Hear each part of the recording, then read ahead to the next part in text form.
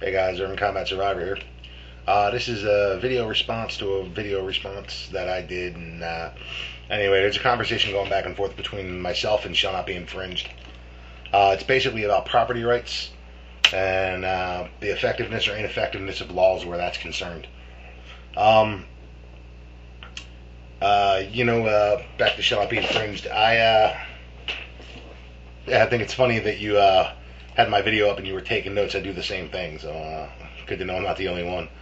Uh, you talked about Texas and how things are different down there, and I agree, man. It's different in Texas. As far as I'm concerned, it's the only fucking state that got it right. Somebody steps onto your property, no questions asked. You can defend your property and defend your family to whatever degree of force that you feel is necessary in order to accomplish that protection. That's how it should be. And for people in Pennsylvania, right now there's a bill being debated in the legislature to introduce the Castle Doctrine into Pennsylvania. So if you didn't know that was going on, get involved. Call whoever your representative is and tell them to pass that bill, man. Castle Doctrine, if you don't know what it is, it basically says you get to defend your home without all the bullshit. Like right now, if someone's breaking through your window at 3 o'clock in the morning, you have to prove that there was it was reasonable force for you to shoot at them because there was a threat to your life. In other words, they got to have a gun that's visible to you. You have to be able to prove that your life was actually in jeopardy instead of them just trying to come in and take your fucking TV. Now, those of us with common sense say the fact that he's coming through my window at 3 o'clock in the morning tells me my life is in jeopardy. But we don't have a Castle Doctrine in Pennsylvania, so this guy's trying to pass it right now, so check into it. If you agree with being able to defend your fucking property, call your representative and tell them push this shit through. So, all right, back to Shall Not Be Infringed.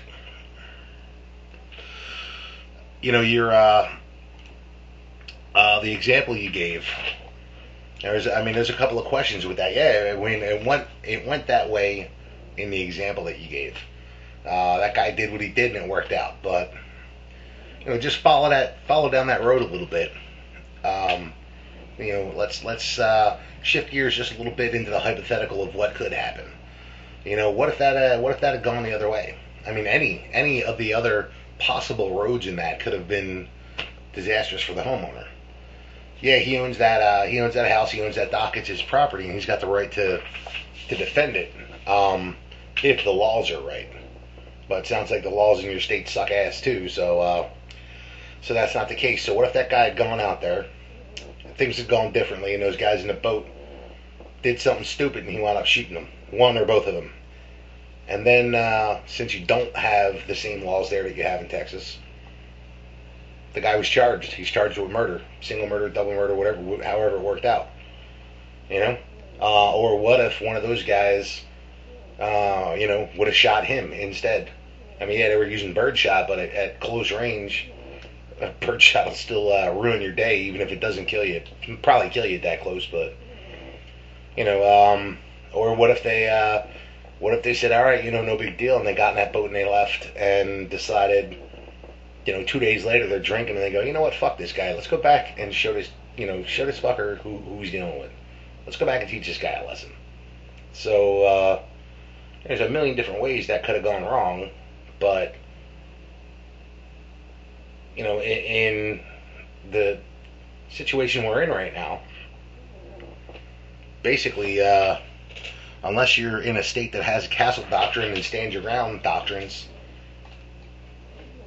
you can't do that kind of shit anymore. You don't get away with that kind of shit anymore.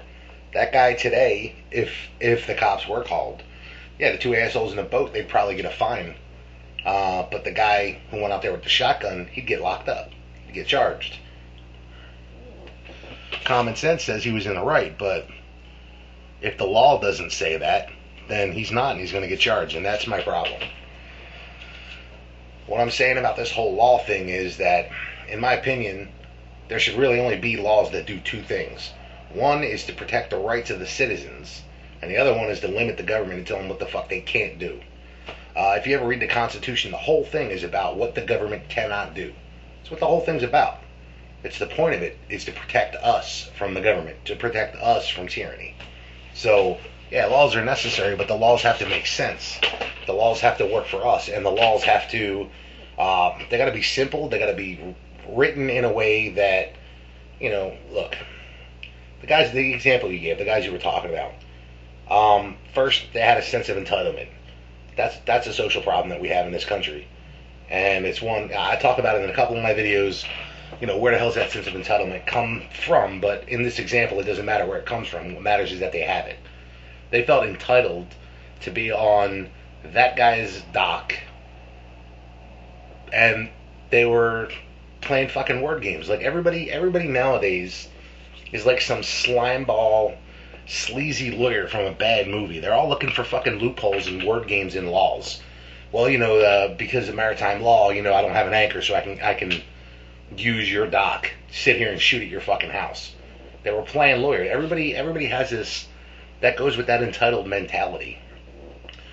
Instead of doing what's right and wrong, instead of making decisions based on what's right and what's wrong, everybody runs around trying to find an excuse, trying to find some fucking loophole. That's because people are letting the school system raise their kids. Well, that's another video. But basically, it comes down to right and wrong and senses of entitlement. So, that your example, man, it could have gone a million different ways, and probably 950,000 of those would have been bad for him.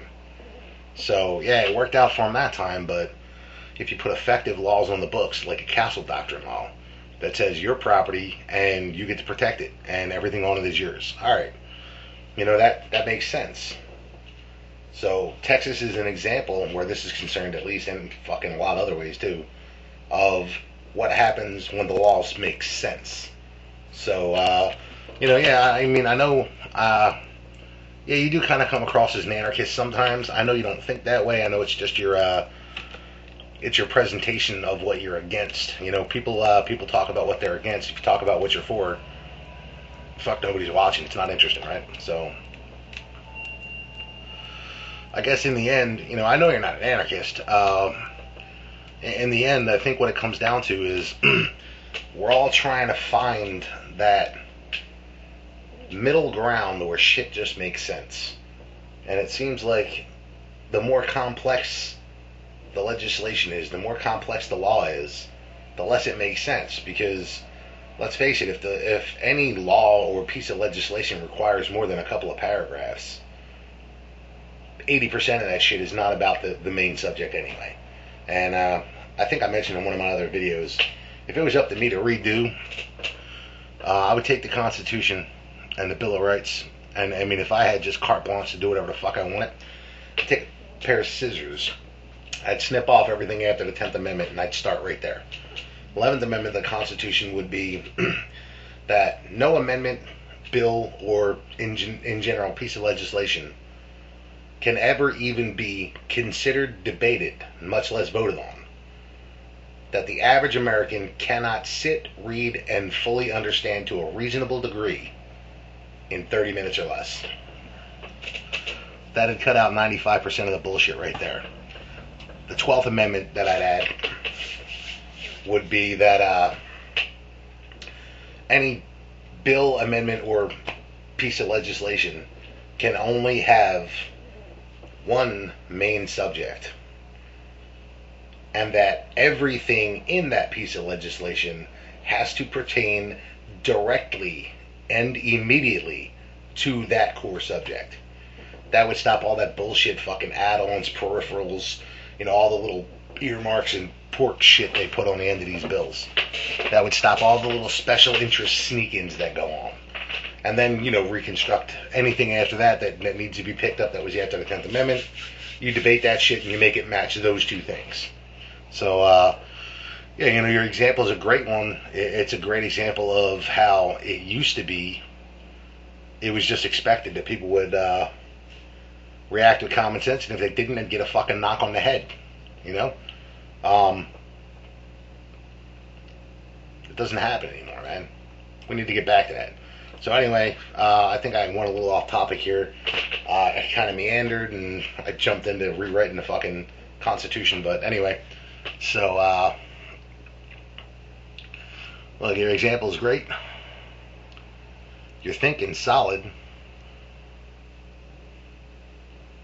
but the video would have sucked if we completely agreed all the way through, right? So I figured I'd throw in a couple of counterpoints to a couple of things. So I'll watch this video. I think it's gonna fucking suck. I probably won't put it up, but if I do, there it is.